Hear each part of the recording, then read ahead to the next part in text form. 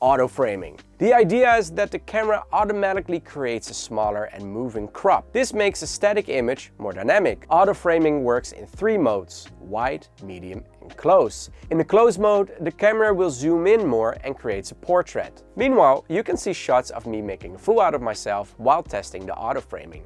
You can adjust the autoframing speed from 1 to 5 and this affects the tracking speed. After testing for a while, I think the best setting at tracking speed is 3 or 2. Above that it just gets too hectic, and especially when you're zoomed in, but it also depends on your style. The safest option is always to use a wide shot like 16 or 24 millimeters together with a good close-up. Keep in mind not to stand further than 5 to 7 meters away from the camera, otherwise the cropping stops. You always zoom in on 4K material, which means this only works well if you're uploading your video in Full HD. It's actually kind of cool you have a second camera person with you without post-processing. It is useful if you want to create a slightly more dynamic shot without the need of using key points in post-production. And if you would practice a bit, I think this could be a feature that's used a lot by vloggers working on their own. Also, keep in mind you have no control over the video zoom because it's already done in the camera. Often, zooming in at the right moment can emphasize certain words you say